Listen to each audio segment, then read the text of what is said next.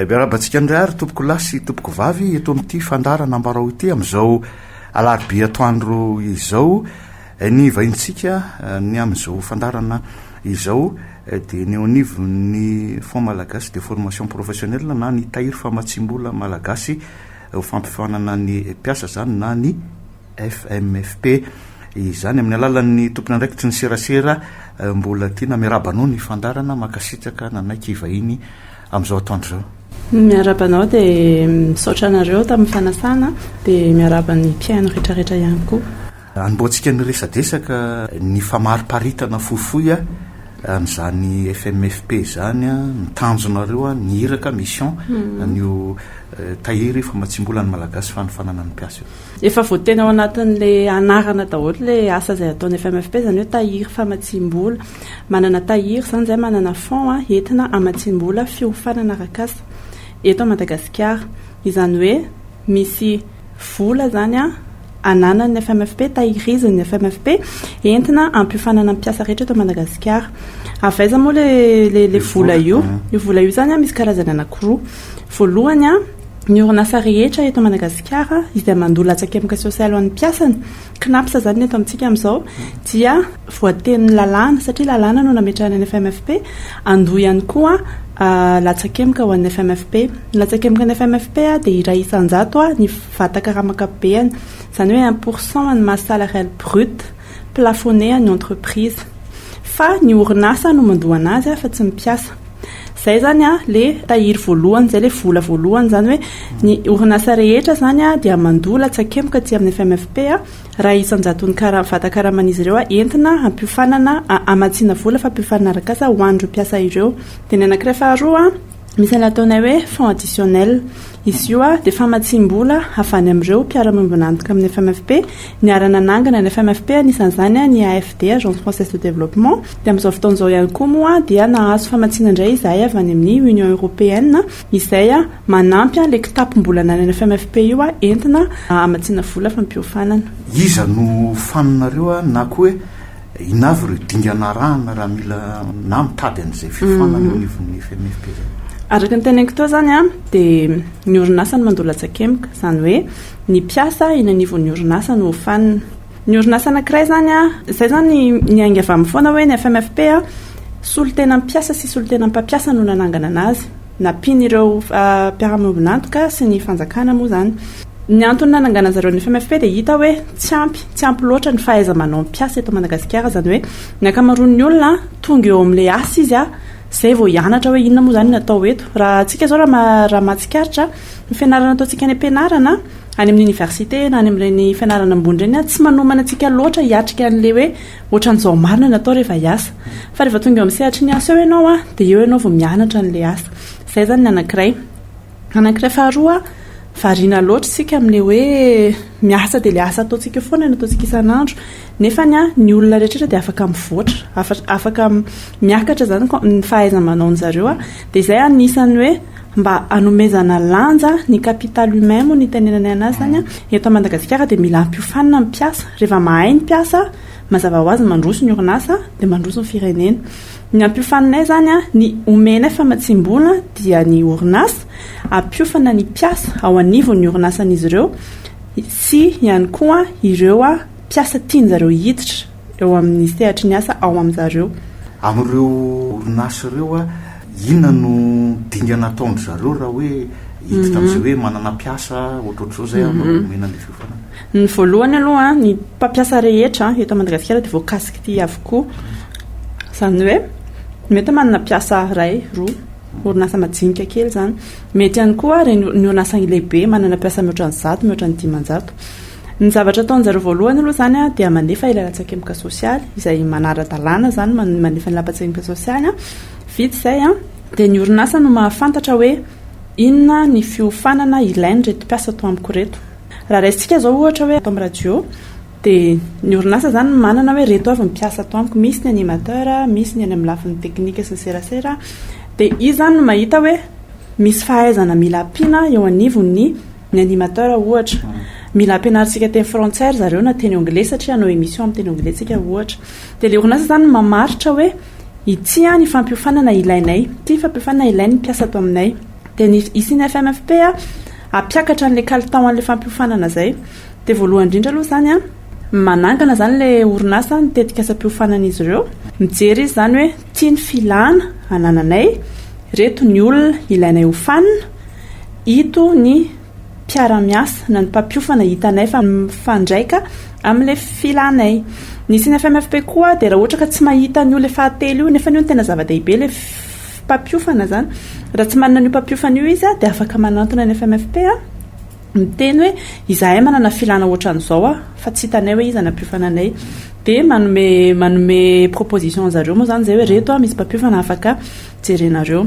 Zay zany dingana voalohany. Ny FMFP dia manampy ny orinasa anangana ny tetikasa io, satria zany izy anangana ny tetikasa io. Zay ny antom-pisian'ny FMFP hoe anana an'le hoe kolotsain'ny fampiofanana ny orinasa rehetra zany, satria be da be indrindra ny orinasa kely mbola tsy mahay loatra an'izany hoe nino zany fampiofanana zany arakasa ahoana ny atao. Dia ny FMFP zany napetraka mba anampy amin'ny orinasa anangana tetikasa-piofanana.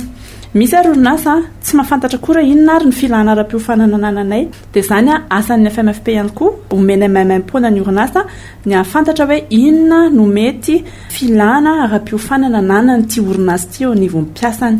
Dia manampy ny orinasa amin'izany zany zay manomboka hatrany amin'izany zany, dia aveo manampy anazy manangana n'le tetikasa-piofanana. Ny fahavoatsangana le tetikasa alefa ny aty aminay amin'izay mangataka famatsim-bola aty aminay amin'izay izy. Dia eo amin'izay le cotisation tsinona indrindra fa raha orinasa madinika dia kely, satria zao ataontsika hoe 200 000 ariary zany karaha mafarany ambany. Raha manana mpiasa roa zany le olona ny fandaovana cotisation miaraka amin'ny CNAPS, fa zany hoe samy manana ny compteny zany. Ataontsika hoe manana mpiasa roa le orinasa anankiray, zany hoe 400 000 ariary isam-bolana zany ny karamany. Ao anatin'izay zany raha isan-jaton'izay 4 000 ariary zany cotisation isam-bolana. Telo volana izy zany manana 2,00 ariary. Ao anatin'ny taona izy manana 40 000 ariary à peu près mahery kely. Dia eo amin'izay zany hoe zay vola zay ve ampy entiny ny fanana mpiasany, dia tsy ampy zay vola zay. Ny orinasa madinika zany dia atosika, dia zay ny antony hoe eo zany le latsakemboka zany tena hoe la clé ahafahanao mahazo an'le famatsiana fotsiny. Fa eo amin'izay ny asanay hoe manampy aniny latsakemboka le orinasa iny entiny izy ireo ahafahan zareo manana tetikasa avo lenta miakatra kalitao entiny ampiofanana mpiasany. Dia amin'izay fotoan'izay misy an'le famatsim-bola avy any amin'le niteneniko teo aloha teo hoe ny mpiara-miombonantoka aminay dia ny AFD sy ny Union Européenne zany manampy le vola le latsakemboka ny orinasa io, tsisy nina alohan zareo zany fa zay latsakemboka efa nataony tao dia ampinay avy zato eny raha orinasa farak'izay madinika izy. Raha ohatra zany ka nanana cotisation izy eo amin'ny hoe ataontsika hoe 40 000 ariary ny ananany eo, dia misy hoe droit de tirage zay moa zany hoe 70% aniny no afaka hetsiny alefana aty aminay zany ny fangatahana. Dia iny ampitombonay avy zato eny. Raha 70% an'izay zany mety hoe eo amin'ny 35 000 ariary. Dia zay zany volanana zareo, dia afaka manome anazy famatsiana jusqu'à 3 500 000 ariary izahay, ahafahany manofana mpiasa hoe tena naka toeram-piofanana avo lenta, manana ny kalitao ilaina ry zareo. Fa tsy hoe raha 40 000 ariary manko moa ny fiofanana hoe tena matianina azontsika amin'izany. Firy taona teo moa zao ny FMFP? Ny FMFP dia nanomboka tamin'ny 1er janvier 2019 zany ny fandaovana latsakemboka. Ny activité ny FMFP nanomboka tamin'ny volana mars 2019 ny tsangana ofisialy. Zao mantsy ny antony izay fanontanian'izay inavy ireo sehatr'asa efa nahitanareo an'izay fiofanan'izay dia teo amin'ny sehatry n'inona ny bebe kokoa zany? Ny sehatr'asa rehetrarehetra eto Madagasikara aloha dia efa namena famatsim-bola avokoa amin'izao zao eo amin'ny 18 région Madagasikara hoe efa voakasika le famatsim-bola nataony FMFP daholo. Tsy mifidy sehatr'asa ny FMFP fa ny sehatr'asa rehetra dia azo vatsiana vola. Raha hatramin'ny androany dia efa maherin'ny 500 eo zany ny tetikasa-piofanana efa nivatsianay vola. Dia misy antso tetikasa ataonay moa zany dia tamin'ity faran'ity zao teo amin'ny sehatry ny fampianarana ny tena ny roborobo be mihitsy ny fangatahana famatsim-bola ho an'ny fiofanana ireo mpampianatra. Ny fahitanay anazy zany ny mpampianatra eto amintsika be da be no ohatrany hoe mivoatra le fampianarana, dia nefa tsika ohatrany hoe mbola nijanona loatra tany fampianarana taloha ny fomba fampianarana ny ohatran'izany. Dia ny any anivon'ny sekoly zany hitanay indrindrindrindra sao tao amin'ny faritry faratsy io ataoko hoe ny fianarana katolika rehetra tao no mitambatra efa maherin'ny 520 taona ry zareo niaraka nanao fampiofanana daholo mba hampiakatra an'le hoe satria any zany ny tena bazin'ny fitombon'ny olona rehefa mahay ny ankizy dia memandroso izy dia nefa ny mpampianatra mila hofanina tsara mba hahafahanjareo mampianatra tsara ny mpianatra. Ono a raha misy olotsotsa ohatra hoe za mety mpandrary ohatratra zany a te iofana za rery le izy ahoana no mety ho fiara-miasa aminareo?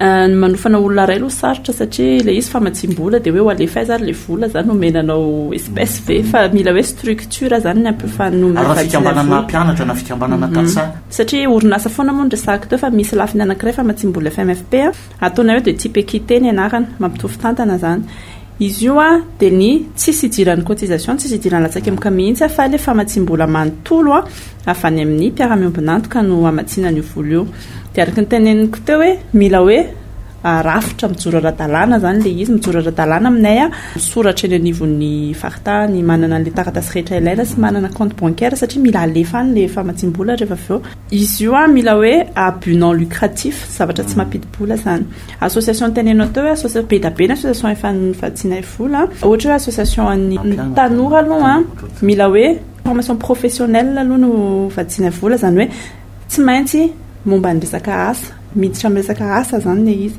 dia na tanora vohitra misehatry ny asa na tanora mandrahara asa ndraidraitra zany dia mila mivondrona ao anatina rafitra anankiray manara-dalàna mijoro ara-dalàna dia afaka manangana tetika asa-piofanana ry zareo raha misy zao ohatra hoe tena mifaritra vakinankaratra iny misy piopy kisoa dia zareo zao homatianina zany amin'le ananataony dia nisy association miair zareo miay anazy zany dia manambatra zareo piopy rehetrarehetra ao anatin'ny association any dia zareo no mangataka famatsim-bola entina ampiofanana andreo piopy rehetrarehetra reo zay zany misy anankiroa zany eo le orinasa zay tena kiray fa misy koa le type équité zay ho an'ireo zay tsy tafiditra any anaty orinasa satria fantatritsika hoe maherin'ny 20% sy 10% mipiasa eto amintsika ao anatin'le informel daholo dia reny olona ireny zany no tian'ny FMFP kitihana amin'ireo hoe de type équité zay nandalika amin'ny valana retina intsika mbola eo moa zany izy amin'izao fotoana izao tao anatin'izay rehetrarehetra eo nisy anjara biriky ny entinareo ve tany amin'ny sehatry ny fampiofanana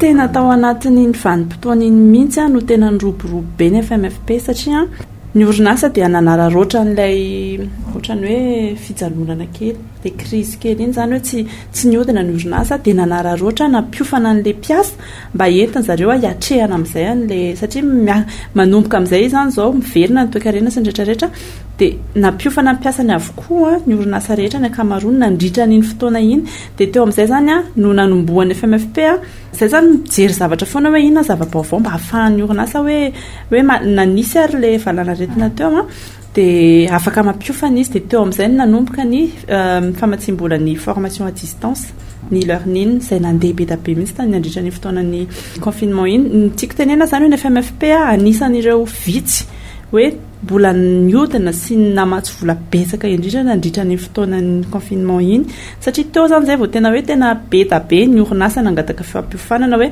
mba tsy ho lasa chômage fotsiny le mpiasa na ohatran'izany dia hoe alao ampiofanana zareo mba hiatrika amin'izay satria miova manko ny zavatra miseho amin'izao na ntsena na nina dia mila hoe manana traikefa entina hiatrehana an'izay fiovana amin'izao zay le mpiasa dia nanao tena betsaka ny famatsim-bola nataonay ny mety ho tetika asanareo amin'ny taona ho avy manaraka tsy miandry amin'ny taona ho avy tsony fa amin'ity volana desambra ity zao afaka fotoana foy dia anao antso atetikasa indray izahay ny antso atetikasa le niteneko anao teo hoe mamatsy vola zay hoe ampinay avy zato eny ny volan'ilay orinasa fa iny zany isaky ny antso atetikasa ny manao anazy mamoaka antso atetikasa zany zay appel à projet dia mamaly an'iny le orinasa dia afaka herinandro eo dia ivoaka izay antso atetikasa izay dia afaka zany ny orinasa rehetra eto Madagasikara mametraka fangatana famatsim-bola avokoa ny ataoko hoe ny condition an'io appel à projet io zany dia hoe mila mitambatra ny orinasa mila hoe orinasa roa zany farafahakeliny raha ohatra zao hoe atao amin'ny radio dia manana ohatra hoe radio namana hafa nareo na hoe olona na ohatra hoe eo amin'ny sehatry mitovy sehatra asa aminareo zany ohatra hoe mety hoe agence de communication mety hoe dia orinasa roa zany mitambatra manana filana mitovy dia mangataka famatsim-bola dia ny fitambaran'ny latsakemboka izy ireo le ampitombonay avy zato eny amin'ny tinana n'izay voalaza zay na hoe tsy tafiditra tao anatin'ny fanontaniako ny tompona raikitry ny serasera mbola tiana ionivyny FMFP. Amin'ny tinanan'izay dia tiako tenenina hoe zava-dehibe ny fampiofanana satria ny olona tsirairay ny mampandroso ny orinasa. Ny olona ny anatin'ny orinasa ny mampandroso anazy rehefa mandroso ny orinasa mandroso ny firenena. Tsy azo atao ambanin-javatra ny fahaiza-manao an'ny mpiasa. Ny FMFP dia napetraka mba ahafahan'ny mpiasa rehetra eto Madagasikara mitombo ny fahalalana, mitombo ny fahaiza-manaony. Izah zany eto dia manentana ny orinasa rehetra eto Madagasikara hoe misy ny FMFP chance zavatra ngeza be ho antsika eto Madagasikara zany be da be ny fond ny ohatran'ny FMFP eraka izao tontolo izao.